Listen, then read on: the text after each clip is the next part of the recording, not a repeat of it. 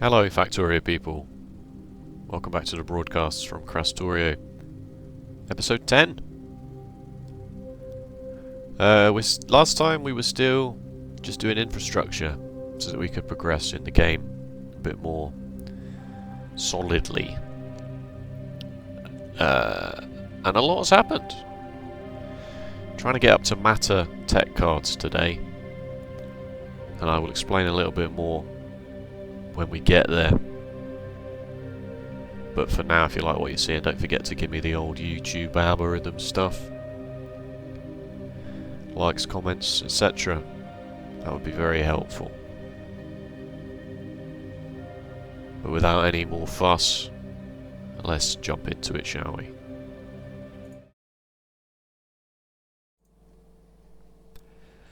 This is the rough state of the base last time. First thing that jumped out to me immediately upon my return was, what the hell was I thinking with this unloading strategy? Why? Why am I like this? Why not just unload it all into one big box and then unload the big box? Because, I mean,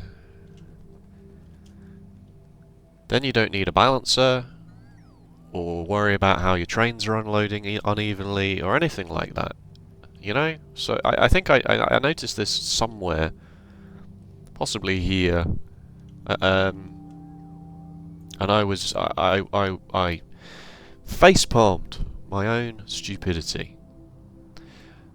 So I'm going to tear down all the loaders and then wait for boxes to become empty, and as boxes become empty I will redesign them. So you will notice those change very slowly over the course of the next few episodes. Few time skips, I should say. We're also expanding the base eastwards. It's been a long time since I recorded an episode.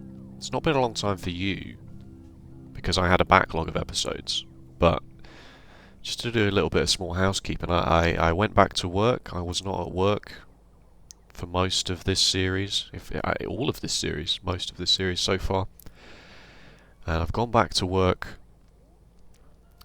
And also, it's the UEFA European Football Championships, which I also like to watch. And I can't watch that and play Factorio at the same time. I tried. I'm not a zoomer. Can't watch 4 screens at once. So, this episode is actually going to go live. I'm recording this episode quite soon to when it's going to go live, and there are no episodes left in the backlog. So, perfect time to do some comments about what I can change, because I will actually be able to action those anyway. So I'm expanding a few grid sections. As you can see, the robots move over to the landfill to pick up the landfill as and when the grid sections hit the water. Yeah, and mostly I just want to redesign these loaders because this was such a mistake. This was so terrible. Can't believe what I was thinking. Okay. Alright, with that basic housekeeping out of the way, we can jump forward a little bit further in time, see what transpires, shall we?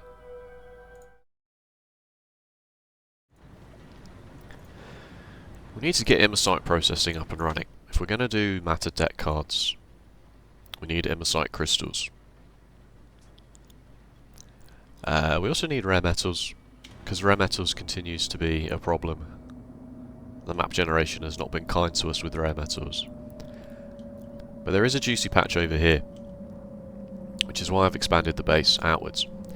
I also reinstalled a mod I've used before called Ghosts on Water or something. It's very simple.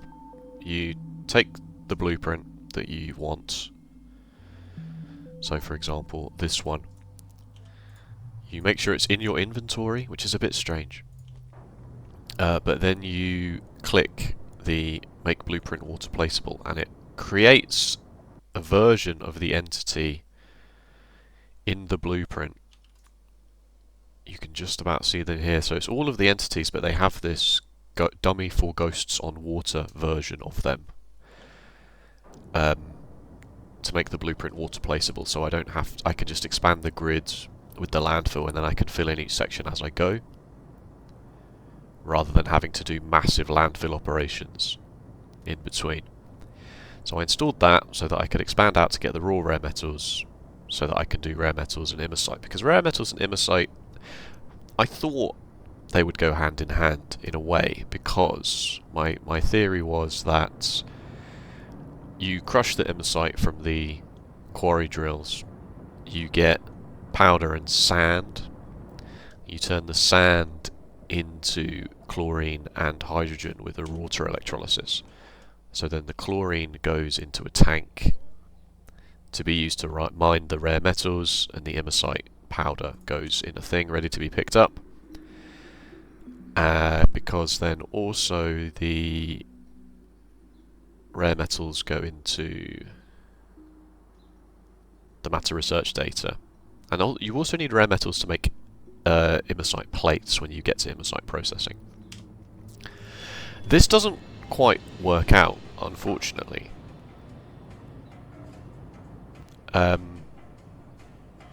This does not make enough sand to make enough chlorine to mine rare metals,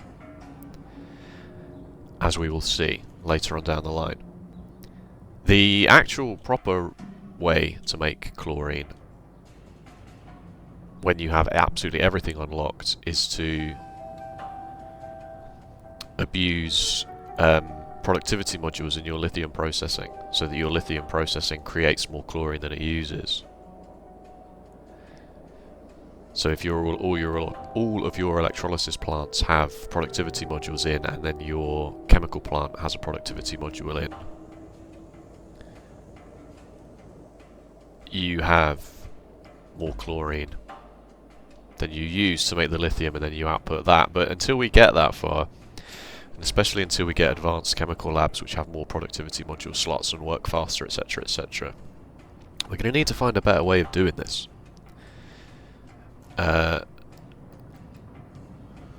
And according to Factorio lab.github.io, the 100 science per minute plan, the modest 100 science per minute plan that we're going to use just to get all of the tech done and complete the game, we need, we need,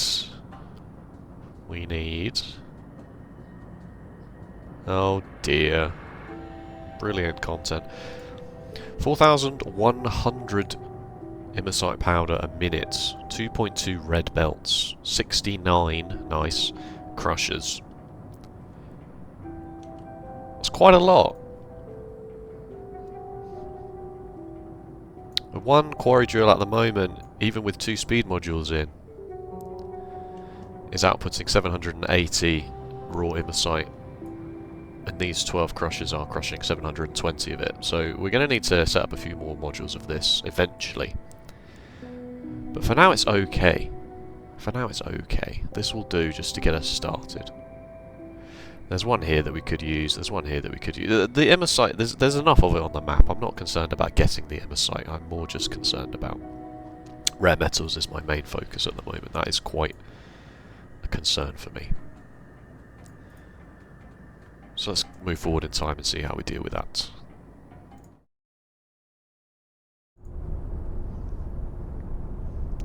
The rare metals mining operation is up and running. Down here, as was always the plan. I think I cleared out a few more biter bases with my usual artillery method from the previous episode. Works very well, very easy, very mindless. This took a long time to sort out, as I say, because it was around here I realised that the chlorine from the electrolysis is not enough. This mining patch, if it's working at full speed all the time, will need 4,500 chlorine a minute to produce a meager 1.3 red belts of rare metals. So, as I spoke about before, up here, if you need chlorine to mine the rare metals, and the rare metal enrichment process takes hydrogen chloride, which you get from doing electrolysis on the sand that you are making anyway to make the chlorine, rare metal enrichment is kind of just a given. There's not really any reason to not do rare metal enrichment. Especially, as I say, if you're not using chlorine, if you're not getting your chlorine from lithium processing. So I turned this into a simple sand to landfill into a storage chest thing, which will not create a lot of landfill, but I've put it in a big warehouse anyway, just in case. And we can maybe move this to a purple logistics box, just so it moves out of this, so this box is never full. But again, we'll cross that bridge when we come to it. We're going to need a lot of landfill, so for now, it's fine. And I've done an all-in-one rare metal enrichment chlorine module here. I probably should find a mod that lets me zoom out a little bit more than that before the map view. Stone comes in, is crushed, electrolyzed. The chlorine is prioritized. No, that's not true. Some of the chlorine goes into this train to go to the rare metal mining. Some of the hydrogen chloride goes into this tank to be used to enrich the rare metals. This does produce more hydrogen than you need, so excess hydrogen is burnt off. And then the rare metals come in, are enriched, and go out again. Enriching... Oh, what is this? What is this? This creates a dirty water byproduct, and that's very simple to deal with. You just pick the clean dirty water rare metals recipe in your filtration plant. 30% of the time you get stone back, 5% of the time you get raw rare metals back. You also get some water. With the productivity modules you get more water out than you put back in, so... Sorry if you can hear that, somebody's decided that they're going to start a very loud car engine outside. This creates more water than you put in due to the productivity modules in the chemical plants, but it doesn't create more water than you need to also do the electrolysis, so you kind of need to have a pump set up here to prioritise the water from this and then top it up with water from the ground when needed. If this pump were endlessly pumping into this, this would become full and the dirty water would not be able to be processed because this pipe would be full. But if this wasn't here, then this wouldn't create enough water to also do the electrolysis. So there we go. So this takes stone and... Oh, you need mineral water for this process, of course, I forgot to mention that. No, you don't. No, you don't, that's not true. You need... What do you need the mineral water for there that I was thinking about? Anyway, it doesn't matter, let's not get bogged down in that. So the rare metals are mostly okay now. Mostly. I spent some of my productivity module 3s that I've been building up in the mall base to just eke out a little bit more due to the issues. Obviously, the more rare metals we can get per chlorine, the better that is for us in the long run. So this will take in about 2,800 rare metals and create 2,400 enriched rare metals, which will then create about 2,000... Oh no, create exactly that many iron plates.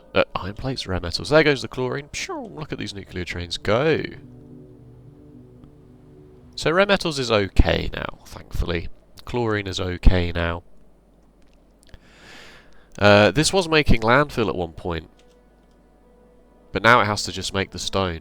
It's very helpful when you are lucky enough to get a resource patch that sits nicely within the grid section.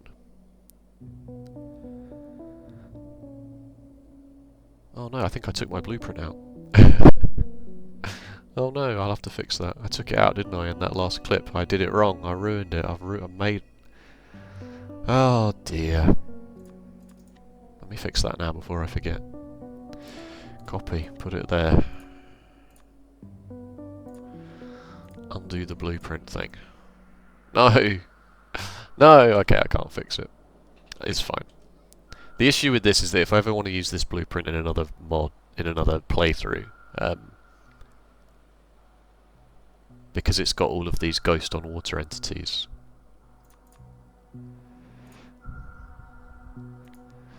I don't want them to be... I don't want them to be that, please. Oh, it's that button. I pressed it right there. There we go. Alright, quick, put it back. Don't... and then never talk about this again.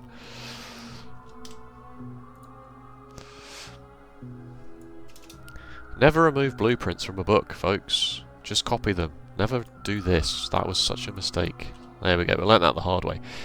Yes, when a resource patch sits nicely within a grid section like this, it's very helpful to just use it.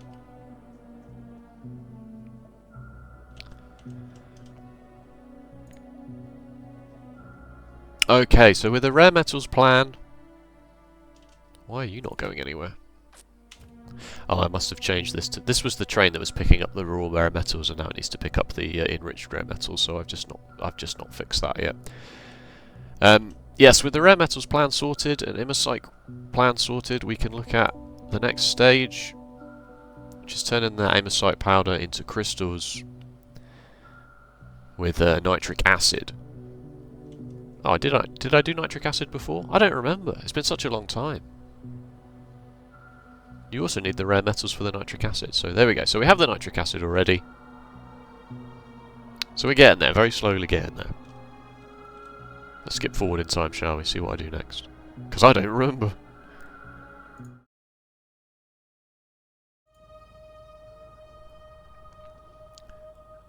We need blue circuits. We haven't got blue circuits yet in the grid section base, in the mega base.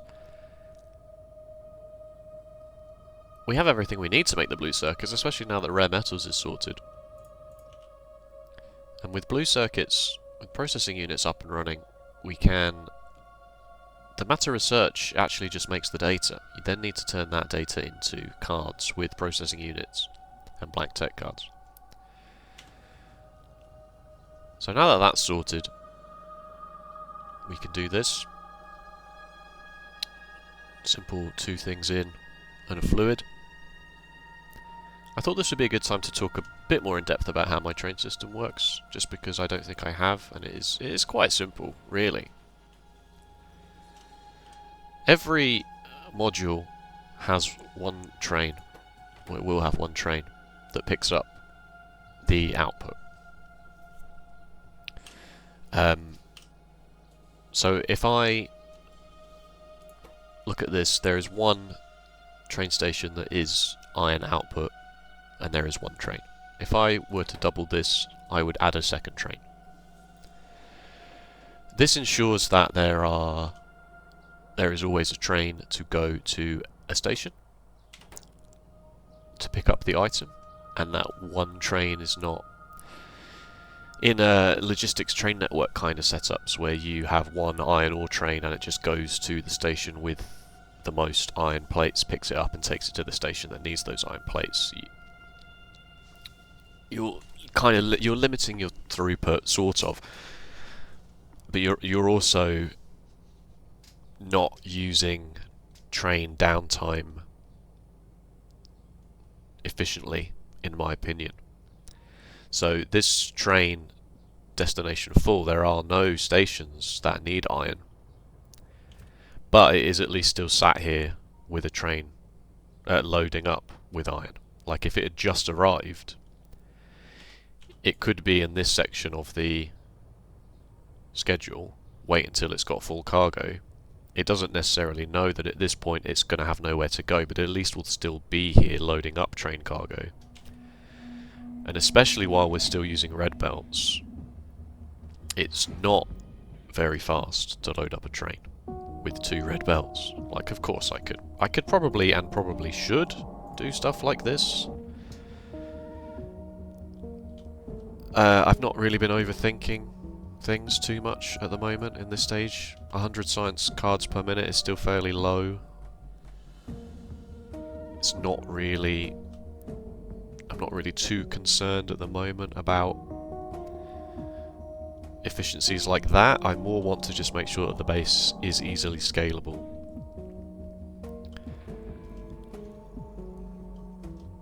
So yes, the trains always go to an output station, and there is always one train per output station. That will also go for mines. So there will be one train per mine. Stackers, I'm not sure that 100% necessary. I may be wrong on that, we'll see. And then, as I briefly mentioned before, the changing this loading system also makes the wire conditions much easier to look at. You set the stack size of the item, so the rare metals is 200. You set 160 because that is 4 wagons worth. A wagon is 40 slots, and my trains are 1-4 trains, so that's 160 slots. So then this combinator outputs the stack size multiplied by the train size, gives you 32,000. If you want, and I have done this in a few places, where a whole train load is overkill. The downside of this system is that one train load is 32,000. If this box has less than 32,000, send me a train. Obviously the issue with that is that you send one whole train, and then immediately after that first train arrives, it must then send a second train, because as soon as this starts, some of the items come out. So it immediately dips below 32,000, it immediately dips below a train load, straight away. It obviously hits an equilibrium, but it puts a lot of pressure on the resources, especially expensive resources like, you know, processing units or immersite crystals and things like that. Things which are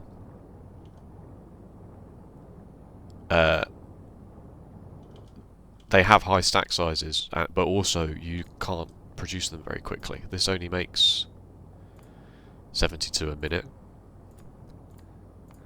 This would take over an hour to fill one cargo wagon, so you're looking at 4 hours just to get that first train load going, and then it's immediately going to ask it for a second train load. So you do need to tweak this value. I suppose there's a case to be made for adding another combinator here that just had, or a constant combinator here that just always outputs 40, because that's the size of your train wagon. And then you change this if you ever add a mod that changes the wagons or something like that.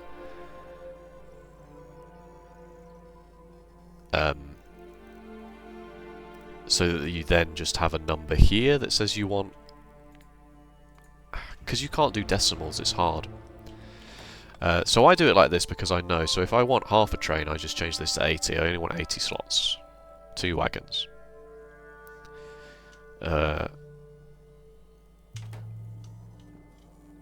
That's just how I'm going to do it. I change this stack size number and I change this number because I know what this number means. It's not very readable to somebody who doesn't know what's going on, of course, but when is that ever an issue in Factorio? So that certainly is a consideration as you get further, as I say, as you get further and further into the game, and the recipes become more and more expensive and more slow. But it works for now. And as we scale up the base, and we are actually going to be making, you know, if we need what was I saying? If we need less than 1 wagon per minute of purple circuits, blue circuits for 100 science per minute, then when we get to 5,000 science per minute, then it becomes less of a problem. It becomes less and less likely that a single load of a train is going to take 4 hours to fill up at that kind of throughput.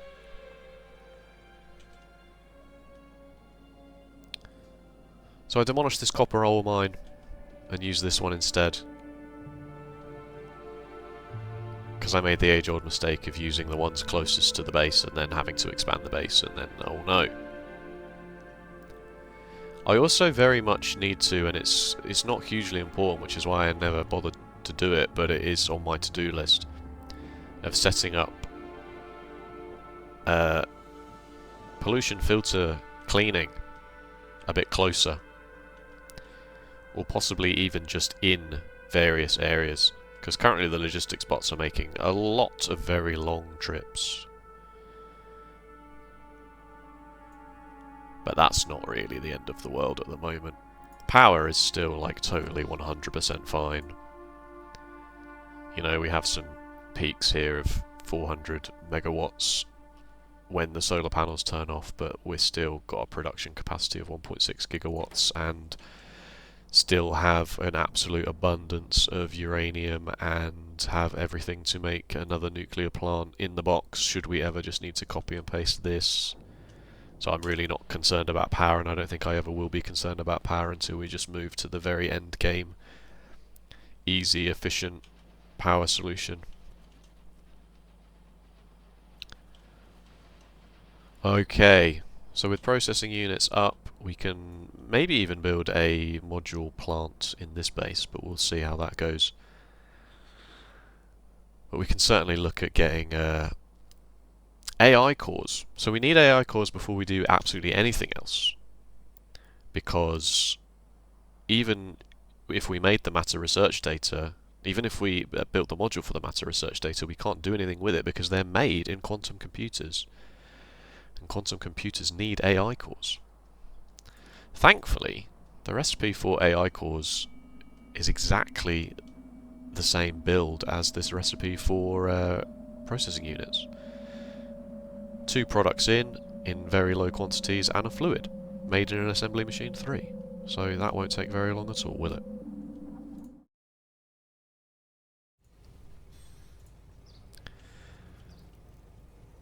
See? It's the same.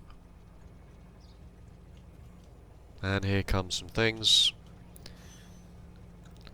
Seeing as these are the only 2 train stations with processing unit drop-off and immersite crystal drop-off, I just told the trains to come over here now, just so that we can start making some of these.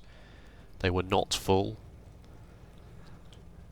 That's also a solution to that problem that I was going over, because these only need 225 crystals and processing units per minute, so bringing a whole train load is not hugely critical at the start. Just bring over some and we'll take it from there. There's the first AI core at 44 hours. Yikes. I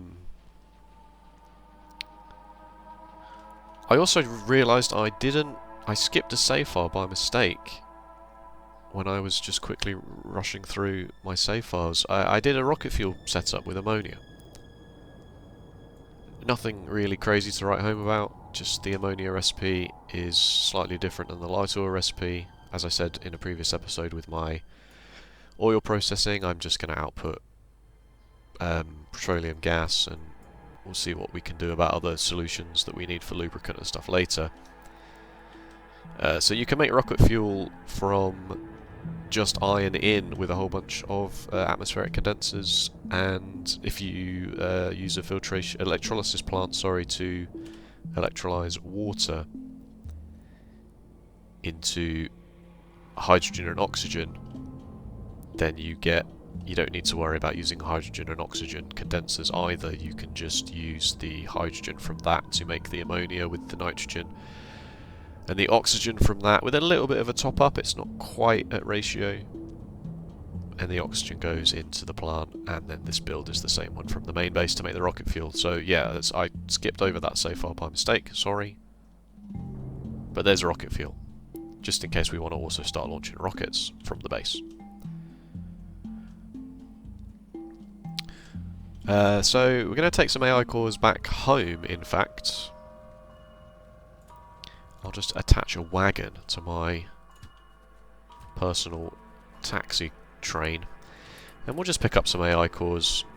AI cores, you need 50 to make a quantum computer, and then you also need 20 in a singularity lab. A singularity lab is the only lab now in this stage of the game that will process the matter cards. But the singularity labs will also process the purple and yellow tech cards, and they have more module slots, so we're totally okay with that.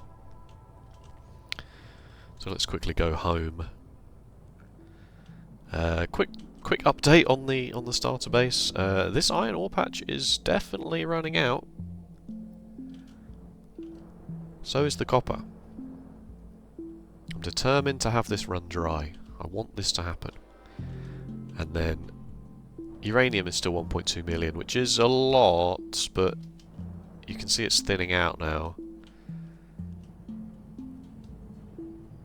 Although there are still 8,000 uranium-235 in here, so it's fine, it's fine, it's fine, it's fine. Alright, let's make some quantum computers and some singularity labs, shall we?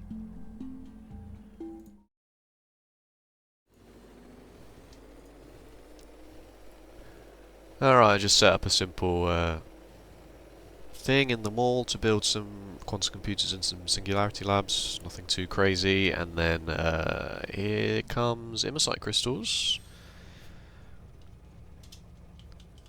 along with the lithium, the plastic, and the rare metals. And who bloomin' ray? It's matter tech cards, or matter research data.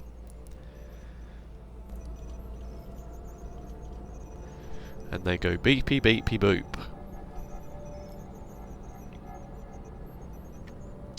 Because why wouldn't they? Now, you won't like me for this, but I'm going to put them in a box, and I'm going to do what we did for military science, and I'm just going to run them back to the main base every now and then.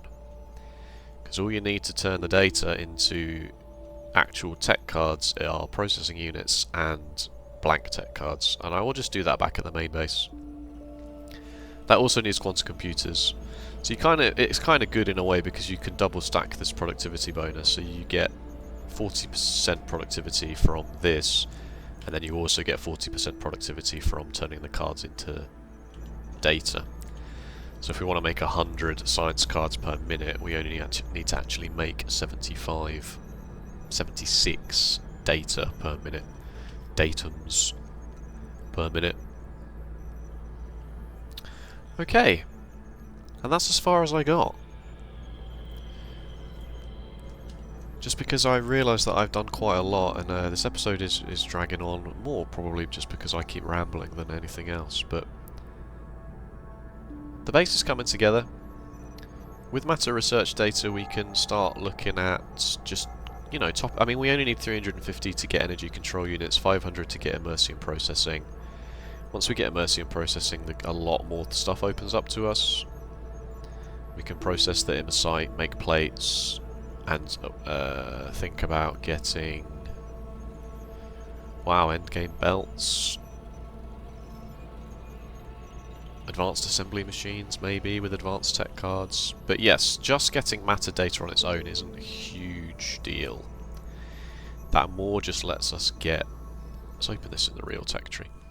That more just lets us get...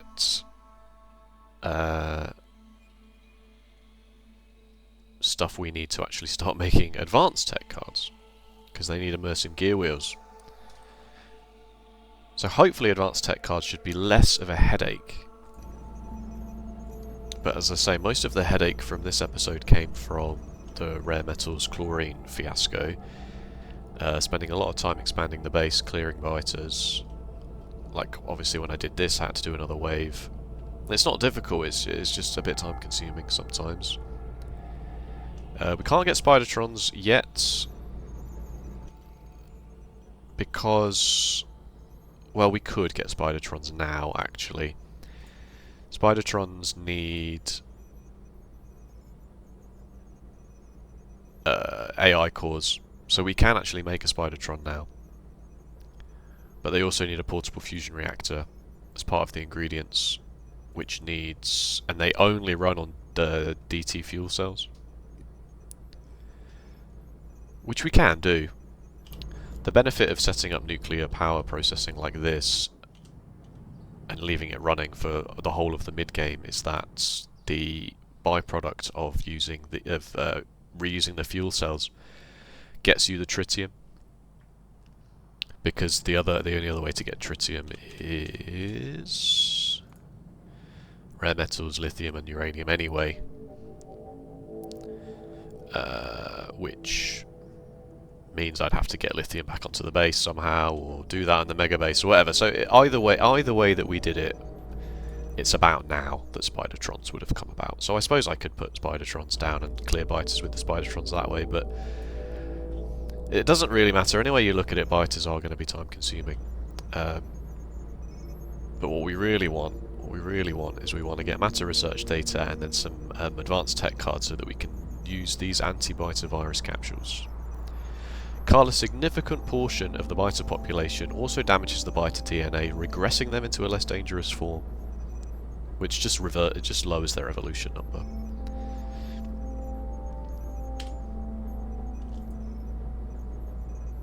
So yes, cool. That's everything I did over literally 2 weeks, which I know is not a lot, but as I say, I was off work sick, and now I'm back to work. I work 40 hours a week. And then also the football was on, and then also the weather was really nice, so I didn't want to sit in front of my computer because I was sweating my balls off.